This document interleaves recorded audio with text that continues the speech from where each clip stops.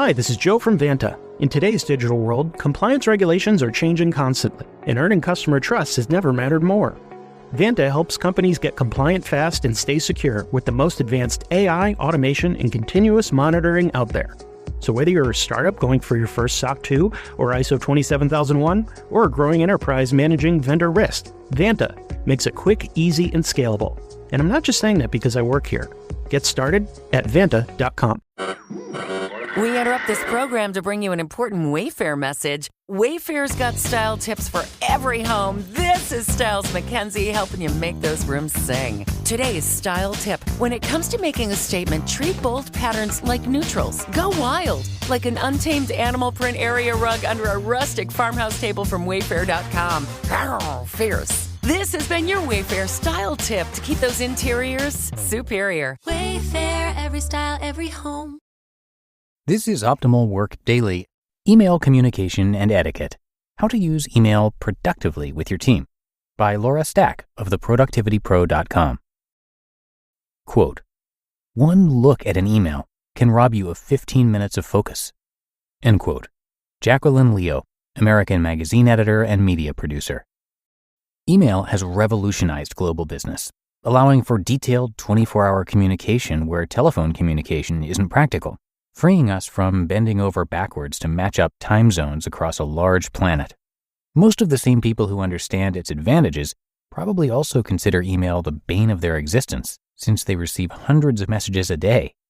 Like most technology, email has proven a double-edged blade. Its nearly miraculous advantages often offset by pure annoyance. With a few precautions and a modicum of care and protocol, email offers invaluable benefits for team communication, whether your team works together in the same building or in locations across a continent or the world. Living in the future. Electromagnetic radiation can sprint around the circumference of the Earth nearly 8 times per second in a vacuum. Most transmission media don't even approach the purity of a vacuum, and needless to say, an electronic communication usually has to jump from one type of transmission medium to another numerous times before it reaches its destination. Yet all this has become more or less automatic, and we've relentlessly upgraded the infrastructure ever since telegraphy gave rise to telephony and linked up the world. Now, when something happens, we can learn about it in seconds.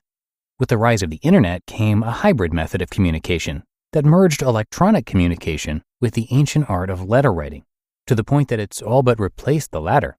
A prime example of a technological offspring displacing the parent through evolution.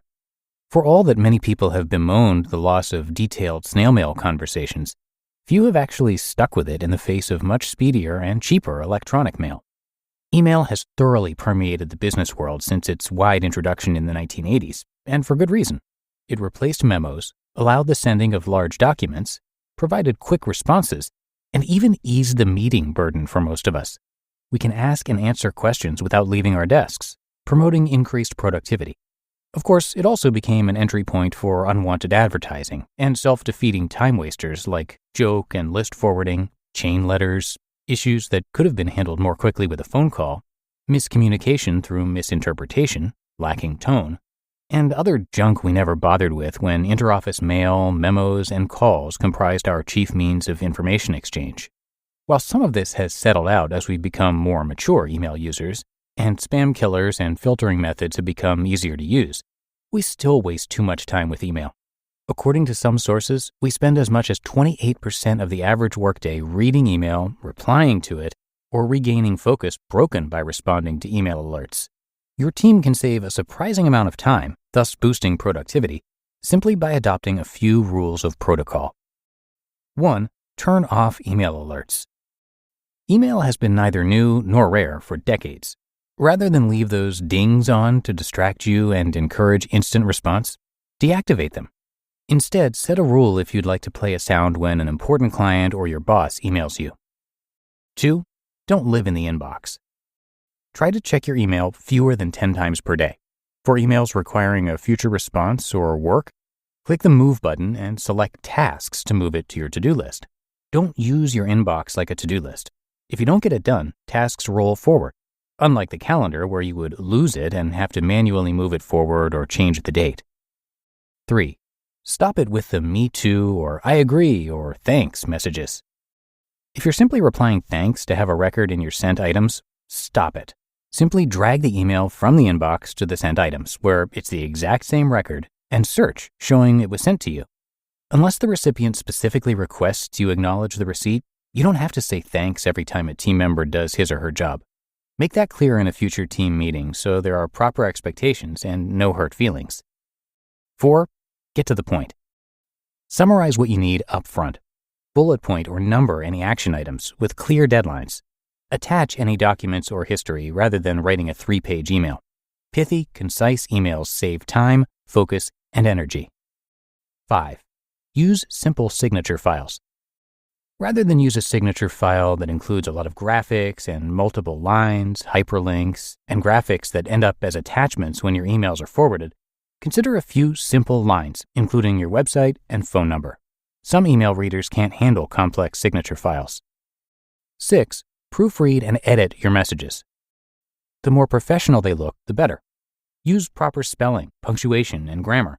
Not all caps or all lowercase, which are perceived as laziness. Don't use texting language in emails outside the company. 7. Use a clear, direct subject line. This lets the recipient determine whether it's something they want or need to answer.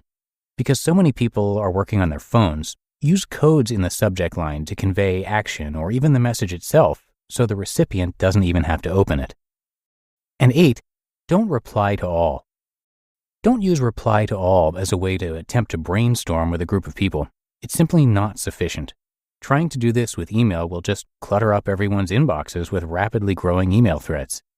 As a last reminder, while email can't replace a good meeting, it can cut down on the need for them. Team members can answer simple questions in moments, and you can determine who really needs to attend particular meetings when you don't require the entire team. But when it comes to a meaty subject or a need to discuss team direction or fix a process, email isn't the best. In some cases, a quick phone call can save a lot of time and back and forth emails too, especially if explaining something by email takes too long or you just communicate better by phone. So choose your method of response carefully. As handy as it may be, email doesn't work best for all team communication.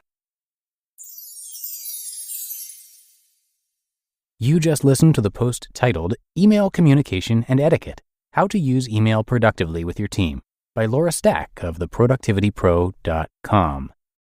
And thank you to Laura, who is an award-winning keynote speaker and the best-selling author of 8 books. Obviously, she's known as the Productivity Pro for good reason.